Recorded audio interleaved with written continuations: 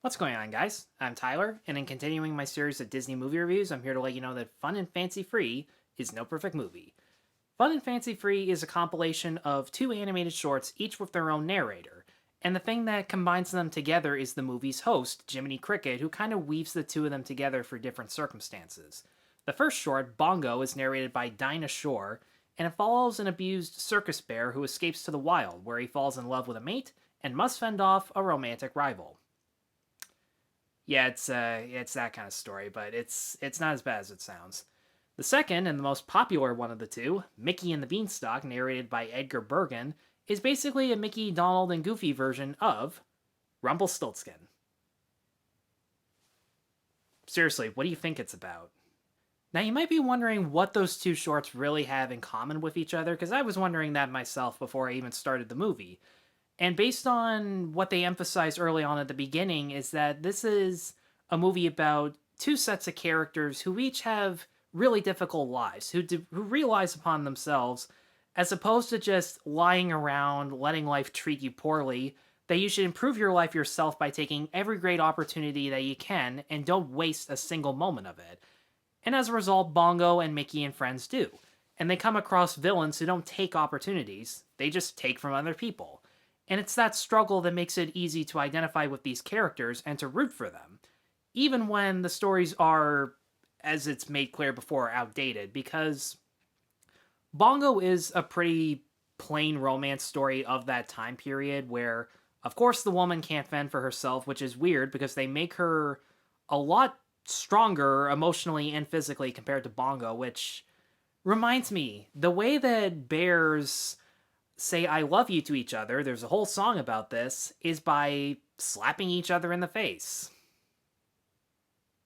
Do I even have to point out what's wrong with that? I mean, the only thing that makes it a little less awkward when you really think about it is the song that's there to remind you this is a cartoon, you should not take this seriously, even kids aren't going to agree with this. And no shit, kids aren't going to agree with this. Even when I was 5, I'm just like, this is not how this works, because I know what hitting people on the face means. So I don't think this is going to teach kids the wrong message, but it is an awkward thing to adjust to, and, you know, it's not going to be the only awkward thing to adjust to in this movie. But as is, Bongo is a cute short to watch. It has some beautiful shots of nature. The first half of the short has this Bambi-like feature where it's just Bongo living his life and adapting.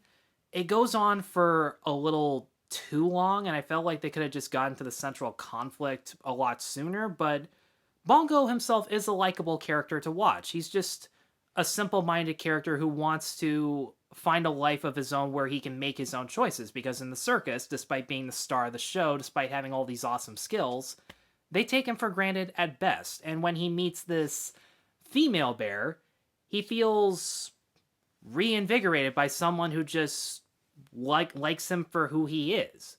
So all those things by themselves, and the funny slapstick in the end fight where he has to fight this battle with a bear named Lumpjaw, it didn't go the exact same way that I thought it was going to, because when they build him up as having all these skills, he can juggle all these things, he can apparently box against like strongmen, and I'm like, okay, so how are you going to struggle against Lumpjaw? And it turns out he doesn't, and I'm like, okay, good. We got that out of the way.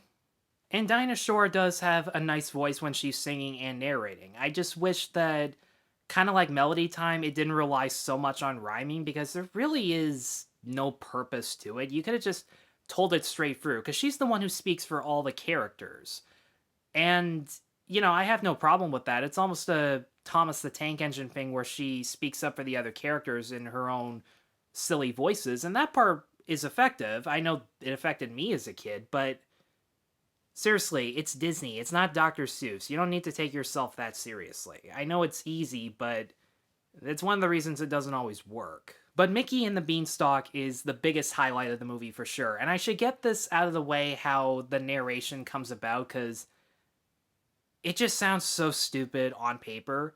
The frame story revolves around a child actress's birthday party where it's just her, ventriloquist Edgar Bergen and his two dummies, and Jiminy Cricket, who like sneaks in uninvited and doesn't even talk to them all the time. But yeah, A sweet, innocent 9-year-old girl with 2 puppets and some guy, no parents around, even though it's her house.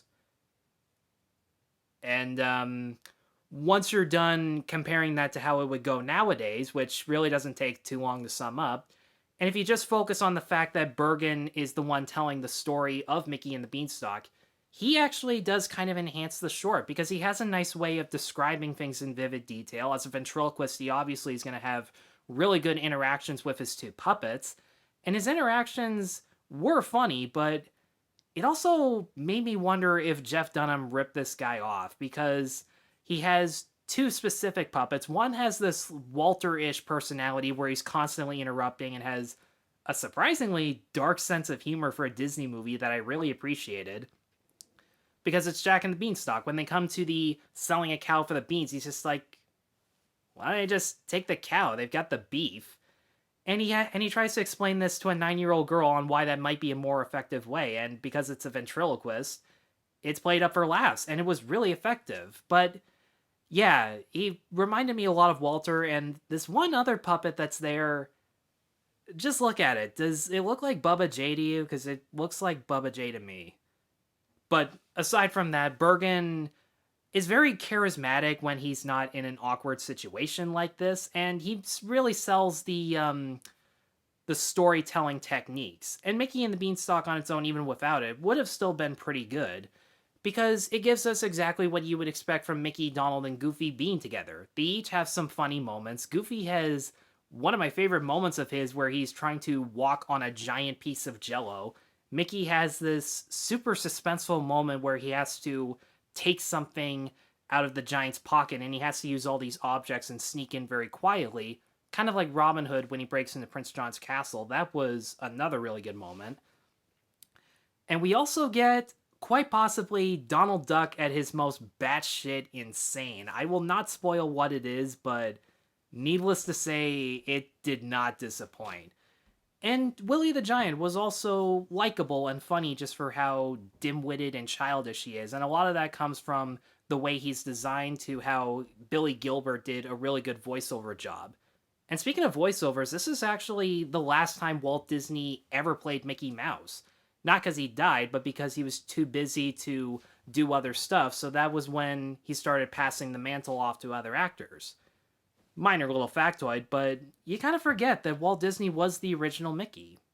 There's only 2 real problems with Mickey and the Beanstalk, other than the awkward setup of a child alone with a stranger, but there's a plot device where the giant can transform himself into anything and has all these magical powers, and why does he have all those powers? Because he really doesn't do anything with them. When it comes down to him chasing the others down the beanstalk, he doesn't really do anything with the powers. He doesn't change into animals so he can attack or eat them. He just chases them around with a club. I get that Willie's an idiot and everything, but it just felt like an excuse as opposed to anything else. And the other problem, and this is really a problem with the movie itself, once the movie ends, it just ends. It feels really abrupt, and it tries to weave the 2 stories together for some finality and give some live action and animation crossovers, and they look decent. They're not Disney's best crossovers when it comes to combining the 2, but it raises a lot of, not a lot, but a couple unanswered questions about how these shorts really ended, because without spoiling anything, there are characters who come back that shouldn't. So, whether or not you're going to like fun and fancy-free, it really comes down to whether you can watch something older and outdated, and whether or not you can watch something where one short is better than the other. And in my case, I can. Watching these older storytelling techniques in Disney movies like this is actually kind of a breath of fresh air the more I keep doing this. And it makes me appreciate the movies for the craft and the amount of work that put into it. It makes me forgive and understand the more outdated techniques.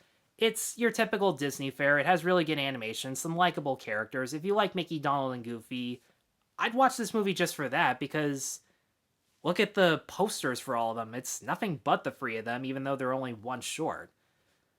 So, rambling aside, I had a good time with Fun and Fancy Free, and I'm going to give it a 3.5 out of 5. Guys, thanks as always for watching. If you've seen Fun and Fancy Free, let me know in the comments below what you've thought of it. Be sure to stay tuned for more Disney reviews, and be sure to like and subscribe. Take care.